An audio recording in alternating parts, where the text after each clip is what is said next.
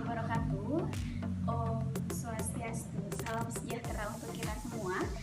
Selamat siang saya tujukan kepada Bapak Ibu Gusti Ketut Adiwinata selaku pengampu mata kuliah Manajemen Operasi serta teman-teman semua. Saya selaku moderator pada presentasi kali ini, perwakilan dari kelompok 8 akan menyampaikan materi Manajemen Operasi dengan judul Sumber Daya Manusia dan Desain Kerja. Sebelumnya izinkan kelompok kami memperkenalkan diri terlebih dahulu. Yang pertama ada. Baik, perkenalkan di sini nama saya Disa Andini, NIM 190110024. Perkenalkan, nama saya Silah Patricia Agustin, nomor induk 190111026. Perkenalkan, nama saya Komang Navisarti, NIM 190111032. Pada presentasi kali ini, kami akan menjelaskan mengenai manajemen sumber daya manusia dan desain kerja. Pada manajemen sumber daya manusia, kami akan menjelaskan yang pertama ada kerja tim berkinerja tinggi membuat perbedaan antara menang dan kalah. Yang kedua, ada strategi dari sumber daya manusia untuk keunggulan yang kompetitif. Yang ketiga, ada kendala dari sumber daya manusia. Dan yang terakhir, ada perencanaan sumber daya manusia. Kemudian pada desain pekerjaan, kami akan menjelaskan mengenai yang pertama, ada spesialisasi pekerjaan, yang kedua ada perluasan pekerjaan, yang ketiga ada komponen psikologis, yang keempat ada tim mandiri, dan yang terakhir ada sistem motivasi dan insentif. Desain pekerjaan atau kerap disebut dengan job design merupakan salah satu hal yang penting pada sebuah manajemen. Dan yang utamanya adalah pada manajemen operasi. Hal ini dikarenakan dalam sebuah manajemen operasi berhubungan dengan produktivitas dan juga para tenaga kerja. Dengan demikian, desain pekerjaan merupakan sebuah alat yang digunakan untuk memotivasi para karyawan dan juga memberikan tantangan tersendiri bagi para karyawan. Oleh sebab itu, sebuah perusahaan harus mempunyai sistem kerja yang dapat digunakan untuk menunjang dalam tercapainya tujuan sebuah perusahaan dengan efektif dan juga digunakan untuk merangsang para karyawan agar dapat bekerja lebih produktif. Kerja tim berkinerja tinggi membuat perbedaan antara menang dan kalah. Oke, kita pakai di sini contohnya adalah suatu ajang yang sudah mendunia, kemudian seluruh stasiun televisi ini adalah rating terbesar, televisi rating terbesar yang ada di Amerika Serikat, yang setiap minggunya diadakan ajang perlombaan yang kita sebut sebagai NASCAR. Apa itu NASCAR? NASCAR ini adalah ajang perlombaan yang setiap minggunya diadakan di Amerika Serikat. Jadi setiap minggunya dengan persaingan meningkat, kemudian pendapatan yang kemudian banyak dengan biaya, kemudian hadiah yang setiap minggunya.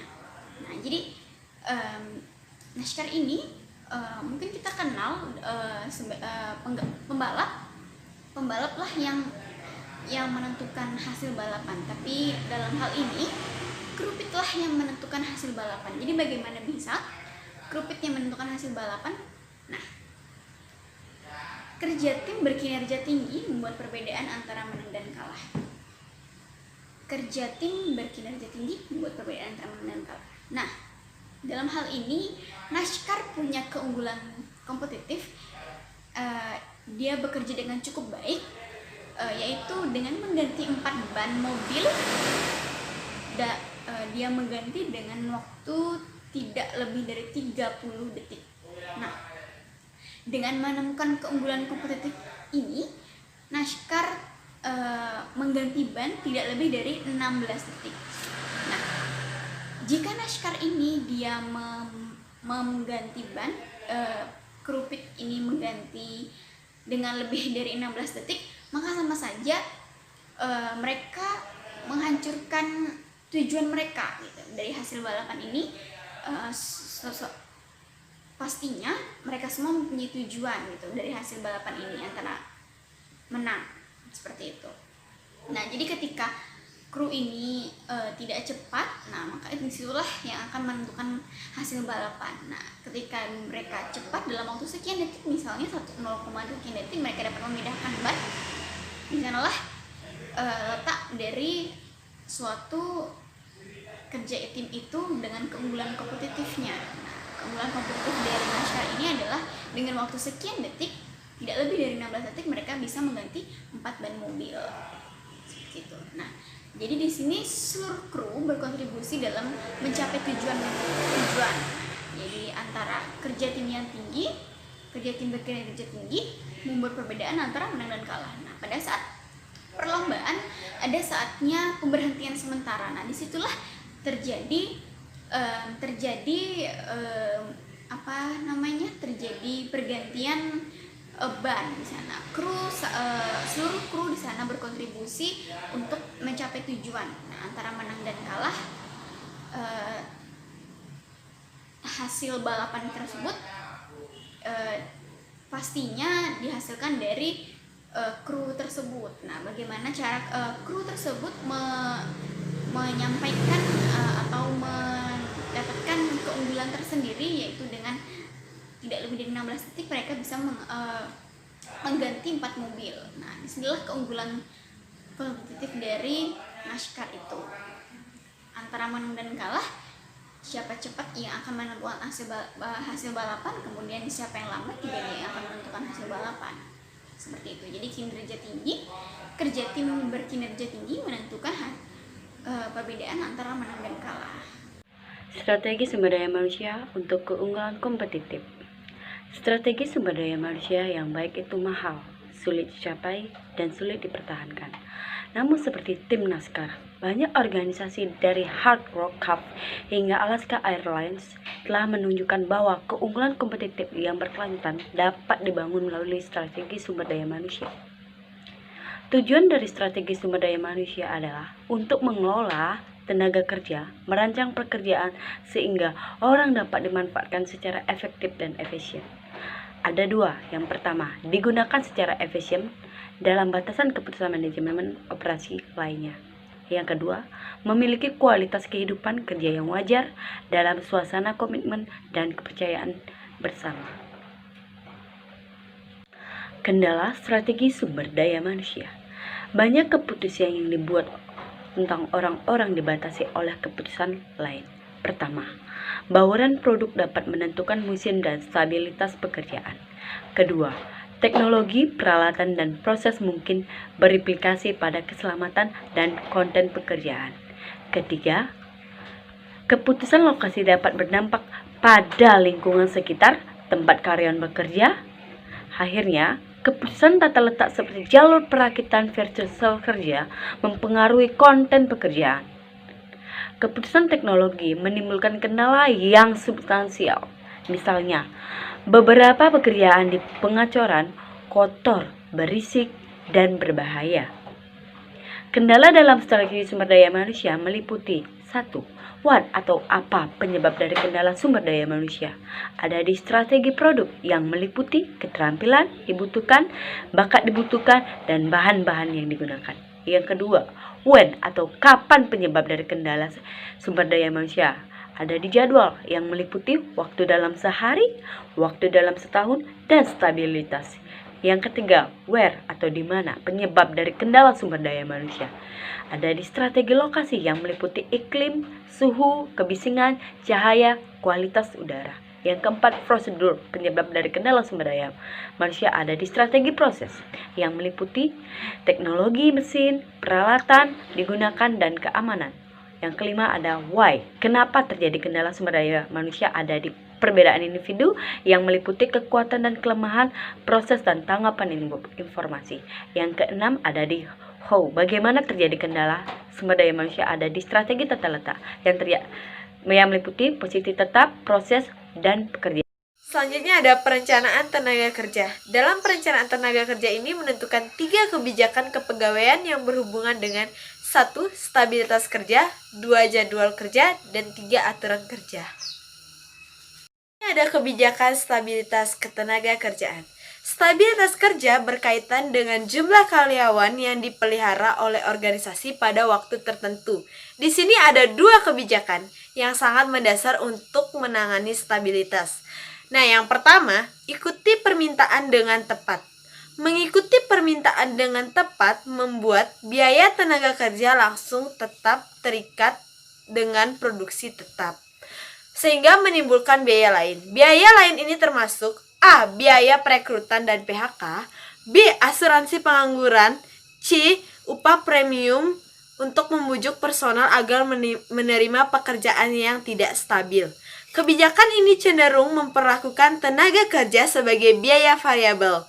Nah, yang kedua, pertahankan ketenaga kerjaan konstan. Mempertahankan tingkat ketenaga kerjaan secara konstan akan mempertahankan tenaga kerja terlatih dan meminimalkan biaya perekrutan, PHK, dan pengangguran. Namun, dengan pekerjaan yang dipertahankan secara konstan, tentu karyawan mungkin tidak dimanfaatkan sepenuhnya saat permintaan rendah. Dan perusahaan mungkin tidak memiliki sumber daya manusia yang dibutuhkan saat permintaan tinggi. Kebijakan ini cenderung memperlakukan tenaga kerja sebagai biaya tetap. Selanjutnya ada jadwal kerja. Nah, dalam jadwal kerja, sebuah perusahaan menargetkan standar kerja susunan acaranya berkisar 8 jam per hari. Mengapa demikian?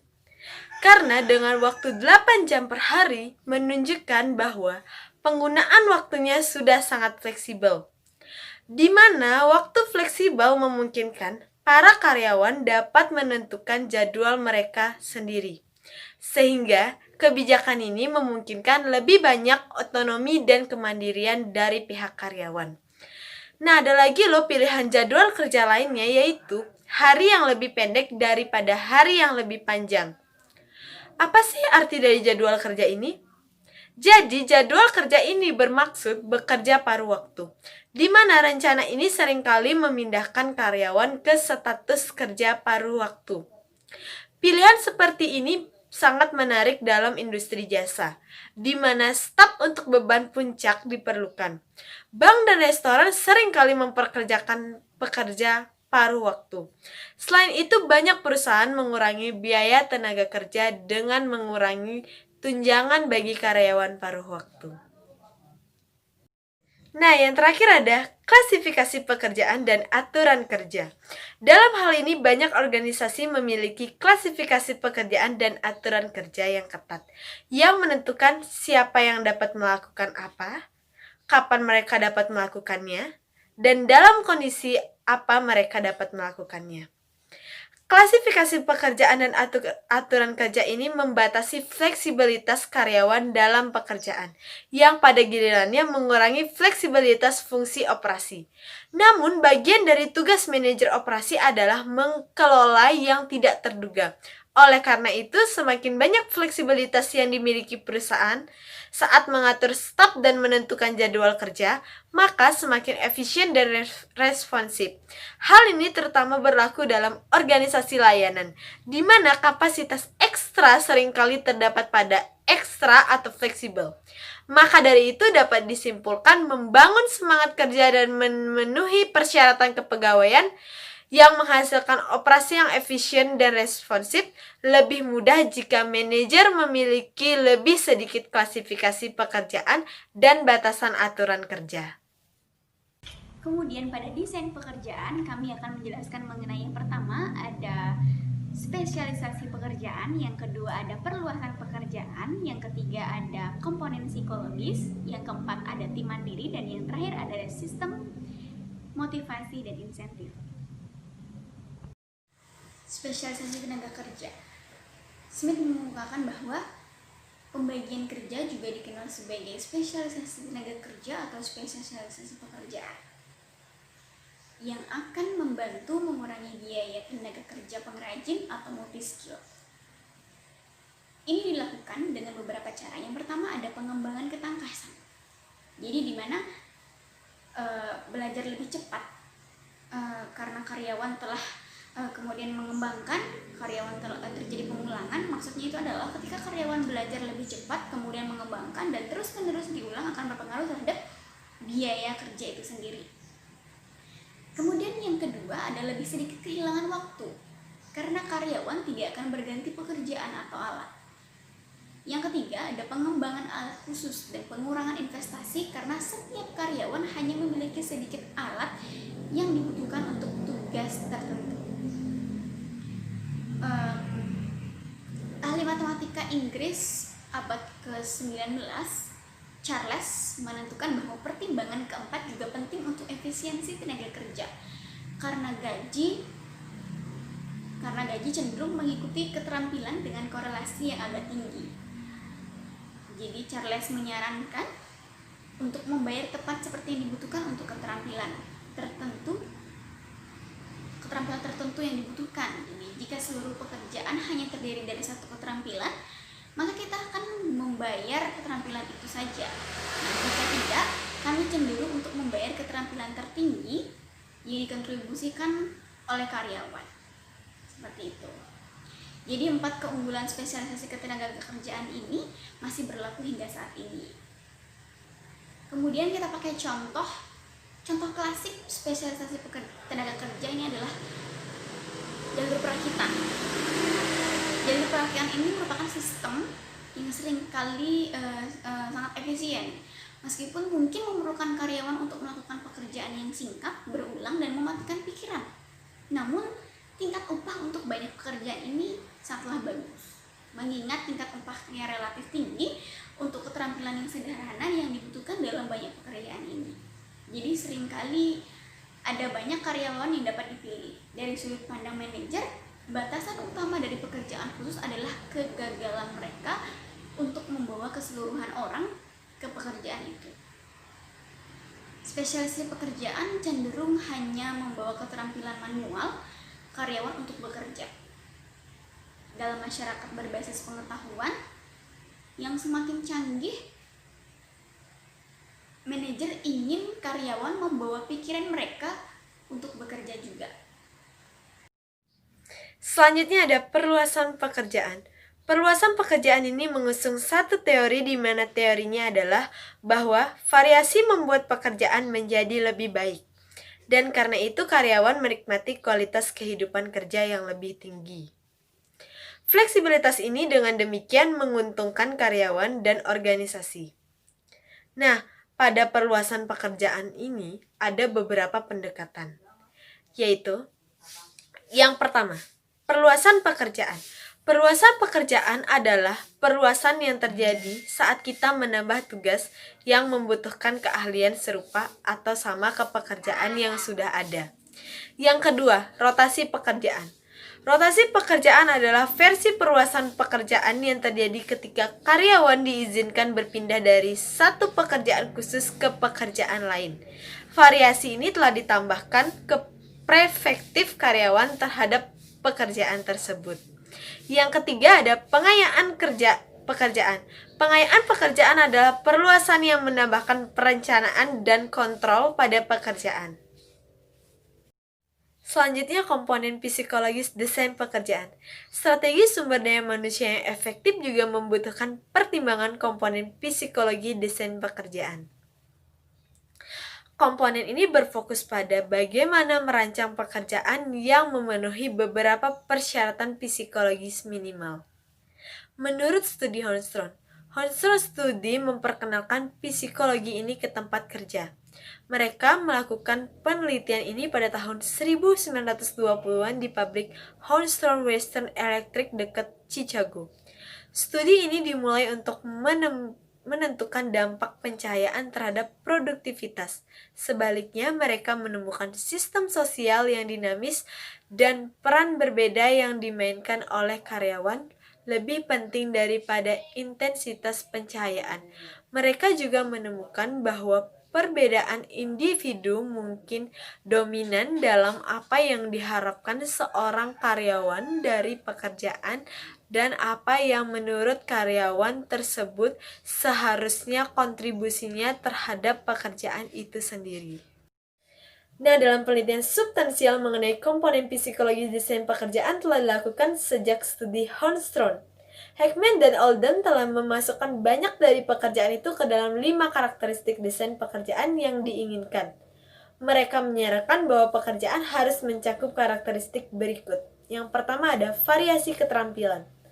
Variasi keterampilan mengharuskan pekerjaan untuk menggunakan berbagai keterampilan dan bakat. Yang kedua ada identitas pekerjaan. Identitas pekerjaan memungkinkan pekerjaan untuk memahami pekerjaan secara keseluruhan dan mengenali awal dan akhir. Yang ketiga ada signifikasi pekerjaan. Signifikasi memberikan kesan bahwa pekerjaan berdampak pada organisasi dan masyarakat. Yang keempat ada otonomi. Otonomi menawarkan kebebasan, kemerdekaan, dan kebijaksanaan. Dan yang terakhir ada umpan balik. Umpan balik memberikan informasi yang jelas dan tepat waktu tentang kinerja. Tim yang mengarahkan sendiri. Banyak organisasi kelas dunia telah mengadopsi tim untuk memupuk rasa saling percaya dan komitmen, dan memberikan karakteristik pekerjaan inti. Salah satu konsep dari tim catatan khusus adalah tim mandiri, yaitu sekelompok individu yang diberdayakan bekerja sama untuk mencapai tujuan bersama. Tim-tim ini dapat diorganisir untuk tujuan jangka panjang atau pendek. Tim efektif terutama karena mereka dapat dengan mudah memberikan pemberdayaan karyawan, memastikan karakteristik pekerjaan inti, dan memenuhi banyak kebutuhan psikologis. Anggota tim individu berikut adalah beberapa batasan desain pekerjaan diperluas. Yang pertama, biaya modal lebih tinggi. Pekerjaan ekspektasi mungkin membutuhkan peralatan dan fasilitas tambahan. Yang kedua, perbedaan individu. Beberapa karyawan memilih pekerjaan yang tidak terlalu rumit. Yang ketiga, tingkat upah yang lebih tinggi. Pekerjaan yang diperluas mungkin membutuhkan upah rata-rata yang lebih tinggi. Yang keempat, kelompok tenaga kerja yang lebih kecil. Karena pekerjaan yang diperluas membutuhkan lebih banyak keterampilan dan penerimaan lebih banyak tanggung jawab. Persyaratan pekerjaan telah meningkat. Yang kelima, biaya pelatihan lebih tinggi. Pekerjaan perluasan membutuhkan pelatihan dan pelatihan silang. Oleh karena itu, anggaran pelatihan perlu ditingkatkan. Terlepas dari keterbatasan ini, perusahaan menemukan hasil yang substansial dalam perluasan pekerjaan. Sistem motivasi dan insentif. Komponen psikologis desain pekerjaan memberikan wawasan tentang faktor-faktor yang berkontribusi terhadap kepuasan dan motivasi kerja. Selain faktor psikologis tersebut, ada faktor moneter yaitu uang, seringkali berfungsi sebagai motivator psikologis dan finansial. Imbalan moneter berupa bonus, pembagian keuntungan, dan sistem insentif.